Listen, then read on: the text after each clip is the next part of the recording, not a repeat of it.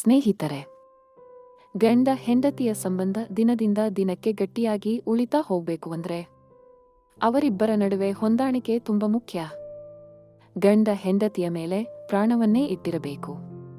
ಹೆಂಡತಿ ಗಂಡನಿಗೆ ತನ್ನ ಇಡೀ ಸರ್ವಸ್ವವನ್ನೇ ನೀಡಬೇಕು. ಆಗ ಮಾತ್ರ ಇಬ್ಬರ ಸಂಬಂಧ ಗಟ್ಟಿಯಾಗಿ ಉಳಿಯೋದು. ಇವರಿಬ್ಬರ ಜೋಡಿ ಮತ್ತಷ್ಟು ಗಟ್ಟಿಯಾಗಿ ಉಳಿಯಲು ಸಹಾಯ ಮಾಡುವ ಅಂಶವೇ ಶೃಂಗಾರ. ಅವರಿಬ್ಬರ ನಡುವೆ ಶೃಂಗಾರದ ಸಂಬಂಧ ಒಳ್ಳೆಯದಾಗಿದ್ದರೆ ಅವರಿಬ್ಬರ ಜನುಮವೇ ಧನ್ಯ. ಅಂತಹ ಸಂಬಂಧ ಶೃಂಗಾರದಲ್ಲಿ ಗಟ್ಟಿಯಾಗಿ ಉಳಿಯಬೇಕು ಅಂದ್ರೆ ನೀವು ಈ 3 ಸಮಯದಲ್ಲಿ ಯಾವತ್ತೂ ಕೂಡ ಶೃಂಗಾರ ಮಾಡಲೇಬಾರದು. ಆ ಶೃಂಗಾರ ನಿಮ್ಮ ಮನೆಗೆ ಕಂಟಕವಾಗಿ ಪರಿಣಮಿಸುತ್ತೆ. ನಿಮ್ಮ ಮನೆಗೆ ಬಡತನ ಬರಲು, ನಿಮ್ಮ ಮನೆಗೆ ದರಿದ್ರ ಬಂದು ಆವರಿಸಲು ಈ 3 ವೇಳೆಯಲ್ಲಿ ನೀವು ಮಾಡುವ ಶೃಂಗಾರವೇ ಕಾರಣವಾಗಿರುತ್ತೆ. ಸ್ನೇಹಿತರೆ, ಈ 3 ವೇಳೆಯಲ್ಲಿ ನೀವು ಸಂಭೋಗ ಮಾಡಿದರೆ ನಿಮ್ಮ ಮನೆಗೆ ದರಿದ್ರ ಬಂದು ಆವರಿಸುತ್ತೆ.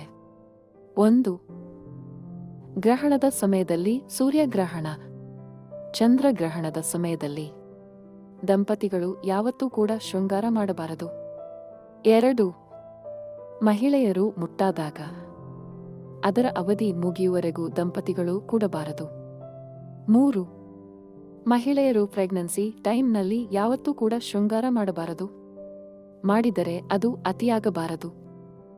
ಯಾಕಂದ್ರೆ ನಾಳೆ ನಿಮಗೆ ಹುಟ್ಟುವ ಮಗುವಿನ ಮೇಲೆ ಪರಿಣಾಮ ಬೀರಬಹುದು. ಹಾಗೂ ನಿಮ್ಮ ಮನೆಗೆ ಇದರಿಂದ ದಾರಿದವೂ ಕೂಡ ಉಂಟಾಗಬಹುದು. ಈ 3 ವೇಳೆಗಳಲ್ಲಿ ನೀವು ಶೃಂಗಾರ ಮಾಡಿದರೆ ಅದು ನಿಮಗೆ ಕಂಟಕವಾಗಬಹುದು ಮತ್ತು ನಿಮ್ಮ ಮನೆಗೆ ದರಿದ್ರ ಕೂಡ ಆವರಿಸಬಹುದು.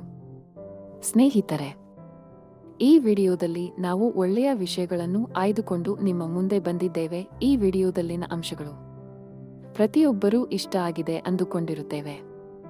ದಯವಿಟ್ಟು ಚಾನೆಲ್ ಸಬ್ಸ್ಕ್ರೈಬ್ ಮಾಡಿಕೊಳ್ಳಿ. ವಿಡಿಯೋ ಇಷ್ಟ ಆಗಿದ್ರೆ ಎಲ್ಲರಿಗೂ ವಿಡಿಯೋನ ಶೇರ್ ಮಾಡಿ. ಈ ಮಾಹಿತಿನ ಎಲ್ಲರಿಗೂ ತಲುಪುವಂತೆ ಮಾಡಿ.